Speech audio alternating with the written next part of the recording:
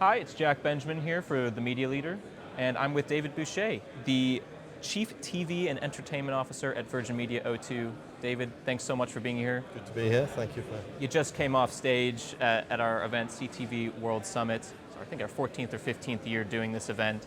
And the question you posed to the audience was, is pay TV dead? Yeah.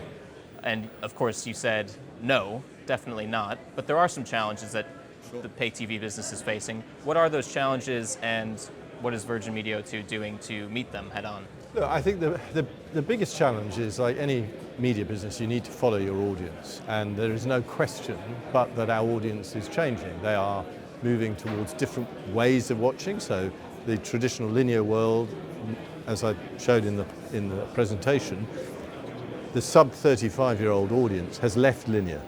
They are well into on-demand, and actually viewing behaviours of the older generation are quickly catching up with the younger generation.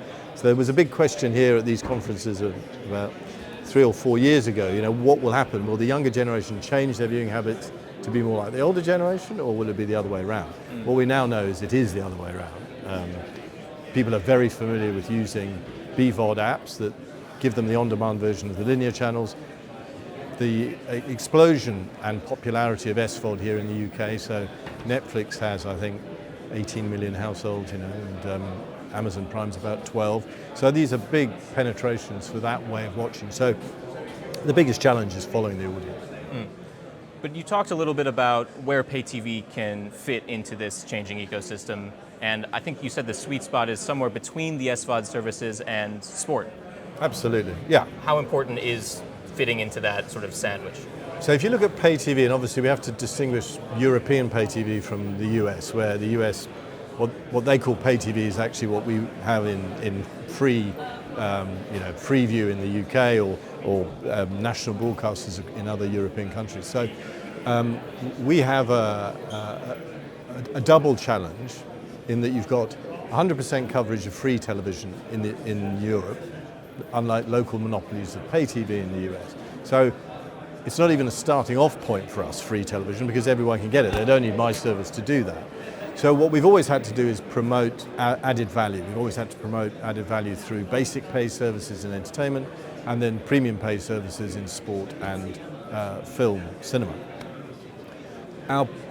The explosion of sport, particularly in the UK where we have sport across the year, we have very resilient audiences during the summer for the UK summer sports. We have very big audiences into the winter across different sorts of sport, not just football. But that's a very, very powerful product, very, very powerful driver for pay TV. And although I showed a declining graph, actually if I'd shown the numbers on football and on our premium sports services, they're growing. They have not declined. We actually are increasing our number of premium pay. So I did slightly oversimplify the message there to make the point, but in fact, if you take premium sport, it's a growing market for us, and we are very well placed to deliver on that. And we do that through great relationships with Sky and TNT Sport. And in terms of the relationship with all the SVOD and AVOD services, what's something that I've noticed just in the past year or so is the importance increasingly of bundling those services together, because frankly, viewing has become so fractured, it's hard to even find the show that you want to watch. Simplification, yeah. Yeah. And something that I thought was quite interesting that Virgin's doing is the build your own bundle option. Now you mentioned that maybe it's not being chosen by as many people as just offering a standard bundle, but I'm curious where that unique idea came from. Well, the traditional model of pay television is the pyramid model. So you offer a large amount of choice at the basic pay level, in many cases hundreds of channels, and then you upsell to the premium propositions of movies and sport. That model is broken because the entry point is not needed anymore. So what you can now do is give people direct access to the premium and do it in a way that they can bring in other non-sport or non-film services that they want. So hence Disney Plus Sky Sports, Netflix plus TNT Sports. We will provide all of those options for customers to build a mini version of a bundle, rather than us saying, here are 150 pay channels, you can upsell to to premium. So it is a revolution in how we've transacted video, but it allows much more flexibility for the customer. Now, not every customer will want that, and actually the movable parts are relatively few, because we know in the UK it's the big three, maybe now with the launch of Max, big four video services, but they, there are only two premium sports services. Well, there are a few others, but the two big ones. So you can give customers the opportunity to have choice, knowing that actually the default position will probably be the bundles that we've selected for them anyways. I just love the idea of offering a consumer flexibility to say, if you don't want something that's included in some larger bundle, like drop it, and we can work with you on that. Yeah. So I think it's a really interesting idea. And customers have, to be fair, been asking for it for a long time. So, it's good to be able to deliver what they want. Definitely. You talked as well about fast being an interesting part of the strategy. It seemed like you were taking a little bit more of a less is more strategy Absolutely. to fast, I'm glad which that is came different through. from a lot of other services. So I'm curious, what's the strategy there? So I'm glad that came through. So we did two things that were, I think, revolutionary, and certainly the first in Europe. We put them in our core EPG. So when you buy a Samsung or LG or Philips TV, they're in another part. They're away from linear broadcast TV. We wanted people back in our EPG. It's a place they're comfortable. It's the classic aggregator place, so we wanted them there. The second thing was we looked at what we know our customers want, and they want local. They want programming, particularly where you've got single program channels, which is what fast is. It's very narrow genre, very narrow it's kind of topics in each channel. You've got to have programming that we know works in the UK. So there's no point having US cookery shows or US that wouldn't work in the DIY. UK. No, it wouldn't work. Well, we did actually. We had one US channel, but it didn't do particularly well for us. So it was I remember when we were creating the Fast platform, and I won't name who the supplier was, but famously I was in an hour-long meeting, and we spent 59 minutes talking about the technical delivery of the channels, technical specifications, all the stuff around how you do IP channels.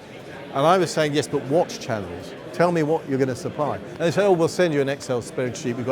We've got 300 channels. I said, that's not how it works. Our customers don't care how it gets to the screen. They care about what's on the screen. I care passionately about what those channels are first. The delivery bit, I can find another solution. Sort of editorializing the long tail of you have a huge amount of option, but not all of it is going to be suitable for our audience. Yeah, it's kind of what we did in pay anyway. I mean, there were a lot of pay channels. There always are going to be the big anchor channels and the long tail. What we didn't want was to add to that long tail. What we actually wanted to do was to provide programming that lifted up the appeal of a multi-channel proposition. Last question. Even though you're a paid TV provider, you talked a lot about moving beyond TV into gaming, audio, some of these other areas of opportunity. I'm curious, how do you view the longer term strategy of I guess moving beyond TV? Well, fortunately we've been knocking on the door of, there's two big providers of gaming. There's Microsoft and Sony. We've been knocking on their door for a long time while they were in a battle for the tech. So bringing out the latest PlayStation, the latest Xbox, and the consoles. Yeah. Their business model has now matured and moved on, particularly Microsoft, that sees the opportunity, not necessarily for the same gamer, but for adjacent gamers in the subscription model. And as I said in my talk, that's a place we're very happy with. We have those three core relationships. We have the relationship with our subscriber. They expect a monthly bill from us. They expect a household relationship from us. We do own the living room television because we have our set-top box and our content proposition there, and we have all the relationships with the content partners. So to add gaming, particularly from the likes of Microsoft and Sony, is a very logical extension of that core business model. And then we see that as a big sort of third pillar in the business.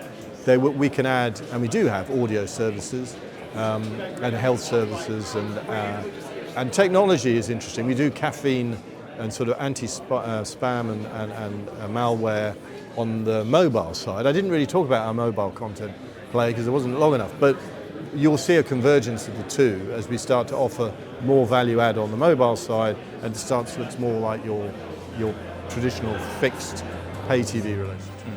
Well, we'll be on the lookout for it. David, thanks so much for your time. Thank you. Good to meet you.